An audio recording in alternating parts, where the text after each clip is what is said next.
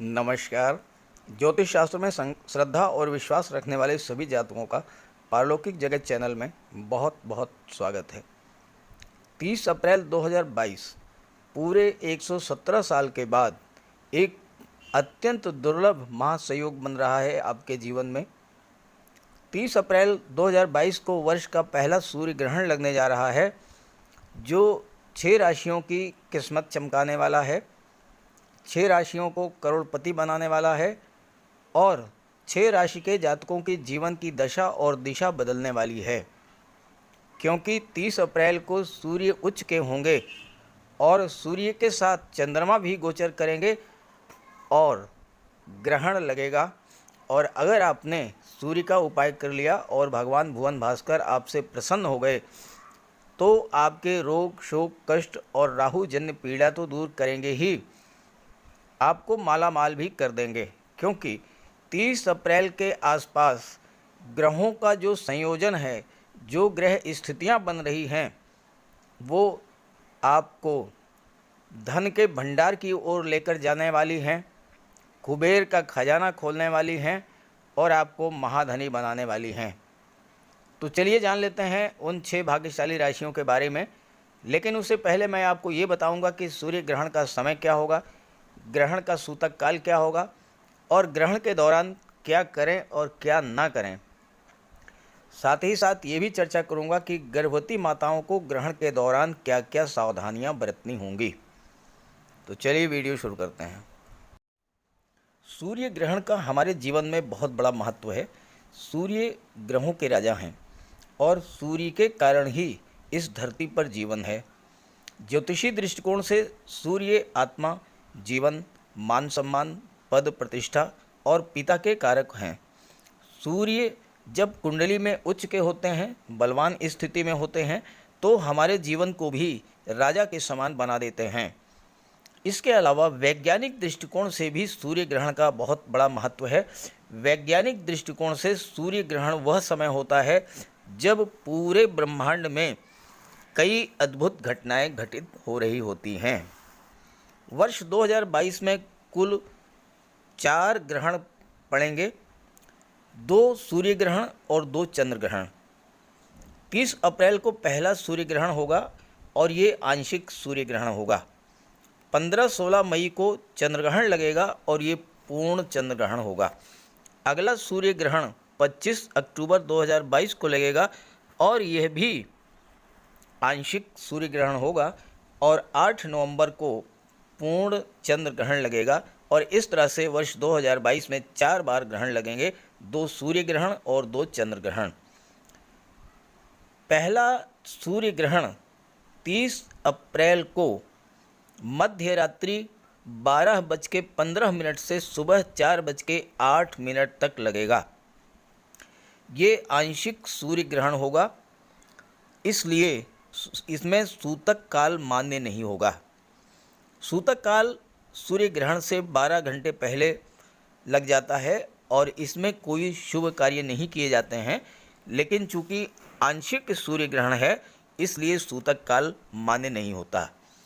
ज्योतिषी दृष्टिकोण से ग्रहण के दौरान सभी शुभ कार्यों को वर्जित किया गया है, जैसे गृह प्रवेश, शादी ब्याह, नए भवन का निर्माण या कोई और शुभ कार्य, क्योंकि इस दौरान राहु और केतु का प्रकोप रहता है और बनते काम भी बिगड़ जाते हैं। ग्रहण के दौरान कई सावधानियां बरतनी चाहिए। ग्रहण के दौरान ना तो भोजन करना चाहिए और ना ही जल ग्रहण करना चाहिए और ग्रहण के दौरान भोजन भी नहीं बनाना चाहिए। ये जो सूर्य ग्रहण है ये मेष राशि में लगेगा और मेष राशि में सूर्य उच्च के हो रहे हैं।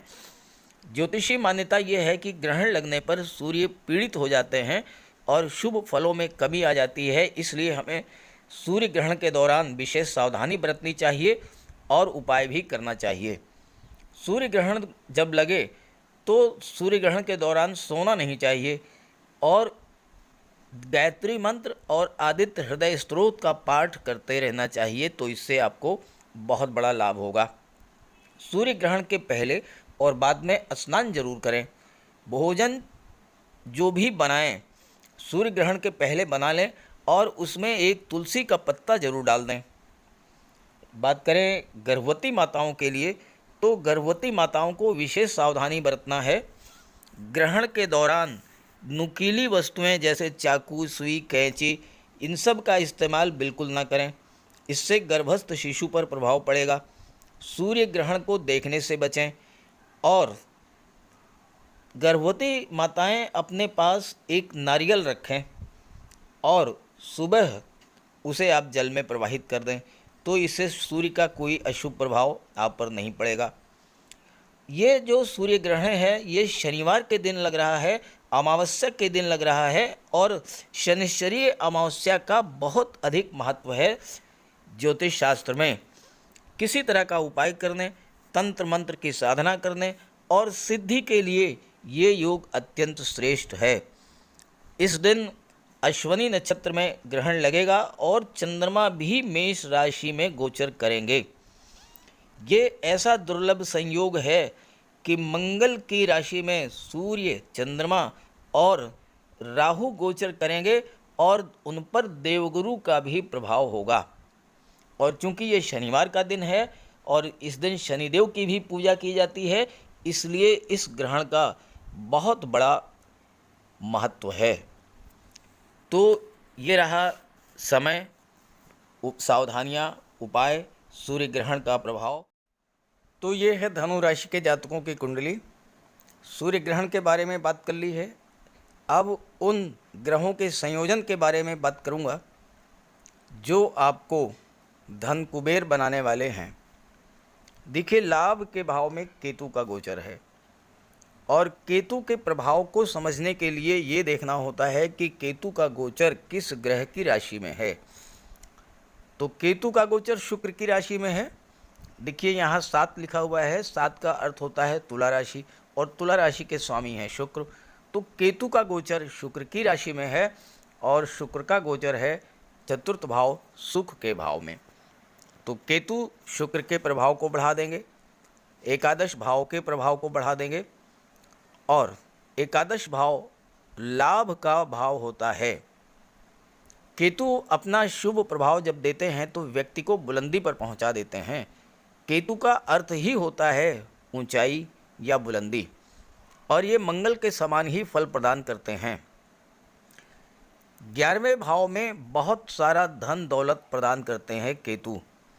हर तरह का लाभ, पैसे का, संपत्ति का और संतान का भी लाभ दिलाते हैं। केतु 11वें भाव में हो और राहु पंचम भाव में हो और इस गोचर काल में अगर संतान हो तो पुत्र की ही प्राप्ति होती है और वह पुत्र राजयोग लेकर के पैदा होता है। केतु 11वें भाव में बहुत ज़्यादा धन संपत्ति प्रदान करते हैं और चूंकि 11वें भाव के स्वामी शुक्र हैं और शुक्र धन, वैभव, ऐश्वर्य और सुखों के कारक हैं, तो केतु आपको वो सब प्रदान करेंगे जिससे कि आपके भौतिक सुखों में वृद्धि हो। केतु आकस्मिकता के कारक हैं और बलवान स्थिति में केतु अचानक से धन लाभ के प्रबल योग बनाते हैं। लॉटरी से, शेयर से या किसी प्रॉपर्टी से केतु एक से अधिक कार्यों से धन प्राप्त कराते हैं और केतु का स्वभाव चूंकि मंगल के जैसा ही होता है तो आप अपने पराक्रम, साहस और कार्य करने की असीम ऊर्जा के बल पर बहुत अधिक धन प्राप्त करते हैं। अगर आप व्यापार में हैं तो एक से अधिक दूसरा कोई व्यापार कर सकते हैं। नौकरी में हैं तो नौकरी के अलावा अन्य साधनों से भी आपको धन की प्राप्ति होगी। शेयर से, पैतृक संपत्ति से, मकान के किराए से या फिर किसी अन्य साधन से आपकी आय में वृद्धि करेंगे। और 11वें भाव की केतु की एक और विशेषता है कि ये आपको धोखाधड़ी और चीटिंग से भी बचाते हैं। स्पेशली बिजनेस माइंडेड लोगों को व्यापार में बहुत अधिक सफलता दिलाते हैं। अब आइए दूसरे बहुत ही महत्वपूर्ण संयोजन के बारे में। दूसरा जो महत्वपूर्ण संयोजन बन रहा है वो देवगुरु और शुक्र की युति। देवगुरु और शुक्र दोनों ही धन के कारक हैं। देवगुरु भी धन प्रदान करते हैं और शुक्र भी धन प्रदान करते हैं। फर्क सिर्फ इतना है कि शुक्र जो भी धन प्रदान करते हैं वह धन आप अपने भौतिक सुखों पर खर्च करते हैं, ऐश्वर्य और विलासिता पर खर्च करते हैं, सुख सुविधा के साधनों पर खर्च करते हैं। शुक्र आपको वेल डेकोरेटेड, वेल फर्निश्ड भवन प्रदान कर देंगे। शुक्र आपके घर में सुख सुविधा के सभी साधन उपलब्ध करा देंगे। जबकि देवगुरु का जो धन होता है वो अपने ऊपर भी खर्च किया जाता है और देवगुरु का धन समाज और धर्म के कार्यों पर भी खर्च होता है और इसका जीवन में बहुत बड़ा लाभ मिलता है। और चूंकि आपके लग्न के स्वामी स्वयं देवगुरु हैं तो ऐसे में देवगुरु का बहुत बड़ा प्रभाव आप पर होगा। और देवगुरु 13 अप्रैल को चतुर्थ भाव में गोचर कर चुके हैं और चतुर्थ भाव में हंस महापुरुष राजयोग का निर्माण कर रहे हैं। हंस महापुरुष राजयोग कुंडली में तब बनता है जबकि देवगुरु का गोचर स्वराशि में हो या उच्च की राशि में हो और देवगुरु केंद्र के भाव में गोचर करें। तो यहाँ देवगुरु मीन राशि में गोचर कर रहे हैं जो कि देवगुरु की राशि है और केंद्र के भाव में गोचर कर रहे हैं चतुर्थ भाव में, तो हंस राजयोग बन गया। हंस राजयोग बनने पर आपके ज्ञान बुद्धि विवेक में इतनी वृद्धि कर देंगे देवगुरु कि किसी भी समस्या से निपटने और उस समस्या से बाहर आने का मार्ग आपको मिल जाएगा और आपको दैवी सपोर्ट भी दिलाएंगे। चूँकि देवगुरु धर्म और सत्कर्म के कारक हैं और नैसर्गिक रूप से शुभ ग्रह हैं तो आपका स्वाभाविक तौर पर झुकाव धर्म कर्म में हो जाएगा, ईश्वर में आस्था बढ़ेगी और जब ऐसा करेंगे आप तो आपके सभी कार्य स्वतः बनते चले जाएंगे। और ये अवसर 12 वर्ष के बाद धनु राशि के जातकों के जीवन में आया है। जीवन में दिक्कतें तो आती रहती हैं, संघर्ष तो करना पड़ता है, तो जो व्यक्ति इस दिक्कतों को फेस कर ले जाता है, संघर्षों को बीट करके आगे निकल आता है, वो और भी मजबूत होता है और भी निखर करके सामने आता है। और देवगुरु यही करेंगे, आपके बुद्धि विवेक को इतना जागृत कर देंगे कि कैसी भी परिस्थिति हो आप सफलतापूर्वक उससे बाहर निकल आएंगे। हंस राजयोग आपको दीर्घायु बनाएगा, रोगों से मुक्ति दिलाएगा और ये राजयोग जिसकी कुंडली में बनता है उस पर ईश्वर की विशेष कृपा होती है। समाज में मान सम्मान मिलता है, कम उम्र में उच्च पद प्राप्त होता है और ऐसे जातकों को समस्याओं का समाधान ढूंढने में महारत हासिल होती है। ये व्यक्ति जीवन में अच्छे काउंसलर, अच्छे लीगल एडवाइज़र और बहुत अच्छे मनोवैज्ञानिक बनते हैं। चतुर्थ भाव आपके माता का भाव होता है, माता का आशीर्वाद आपको प्राप्त होगा। साथ ही साथ परिवार में सुख, समृद्धि और सौहार्द का वातावरण बनेगा। और यहाँ पर शुक्र के बारे में तो कुछ कहना ही नहीं है क्योंकि शुक्र तो आपको इतना धन वैभव प्रदान करेंगे कि आप जितने सोच भी नहीं सकते हैं। अब तीसरे महत्वपूर्ण संयोजन के बारे में बात कर लेते हैं। धनु राशि के जातकों के लिए बहुत बड़ी खुशी की खबर ये है कि 29 अप्रैल को शनिदेव राशि परिवर्तन करके कुंभ राशि में गोचर कर जाएंगे और जैसे ही शनिदेव का गोचर कुंभ राशि में होगा धनु राशि के जातकों के जीवन से 7.5 का प्रभाव समाप्त हो जाएगा। ये सबसे महत्वपूर्ण घटना होगी धनु राशि के जातकों के लिए। 7.5 जो आप 7.5 वर्षों से झेल रहे थे उसका प्रभाव बिल्कुल समाप्त हो जाएगा और अब शनिदेव आपके जीवन में सुखों की, खुशियों की, धन समृद्धि की वर्षा करेंगे। और यहाँ पर मंगल भी हैं। मंगल और शनि दोनों को तीसरा भाव बहुत ही पसंद है क्योंकि तीसरा भाव पराक्रम, साहस का होता है। शनिदेव आपकी कार्य क्षमता, आपकी परिश्रम करने की क्षमता में वृद्धि करते हैं और मंगल आपके अंदर कार्य करने की असीम ऊर्जा प्रदान करते हैं।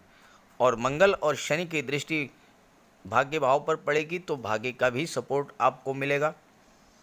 और तीसरा भाव जो होता है ये छोटे भाई बहनों का होता है, पराक्रम का होता है, बाहुबल का होता है और कम्युनिकेशन स्किल का होता है। और शनि तीसरे भाव में अति विशिष्ट कारक होते हैं और 7.5 के समाप्त होते ही आप देख लीजिए कि शनिदेव का गोचर कितने श्रेष्ठ भाव में हो रहा है। थर्ड हाउस जहाँ की अति विशिष्ट कारक होते हैं, तो शनिदेव आपको बहुत ज़्यादा परिश्रमी बना देंगे। आप अपना काम जब तक पूरा नहीं कर लेते तब तक नहीं रुकेंगे। बड़े बड़े वैज्ञानिक, रिसर्च स्कॉलर, डीआरडीओ के वैज्ञानिक, रक्षा अनुसंधान से जुड़े वैज्ञानिक, ये सभी थर्ड हाउस में शनि के गोचर के प्रभाव से बनते हैं।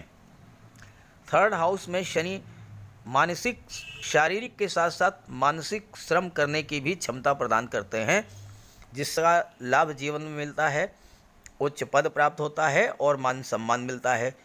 ऐसे जातक किसी भी कार्य को पूरी जिम्मेदारी से करते हैं और पूरा करके ही दम लेते हैं, जिससे कि कार्यस्थल पर मान सम्मान और धन की प्राप्ति होती है।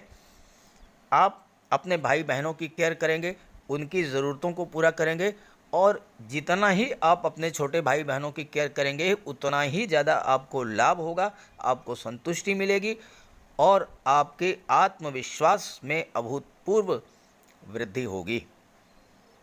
थर्ड हाउस में शनि पॉलिटिक्स के क्षेत्र में भी बहुत अच्छी सफलता दिलाते हैं, विरोधियों को परास्त करते हैं अपने बुद्धि बल से।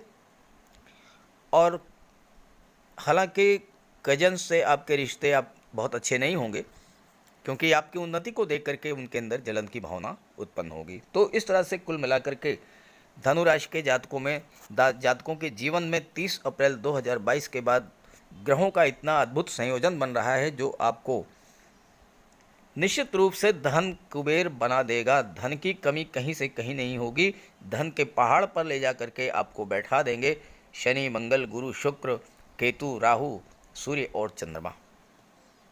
तो सभी ग्रहों की कृपा दृष्टि आप पर बनी रहे, इसी भावना के साथ आप सभी का बहुत बहुत धन्यवाद। और सूर्य का उपाय जरूर कीजिएगा। सूर्य का उपाय आप जितना करेंगे उतना ही आपको लाभ होगा।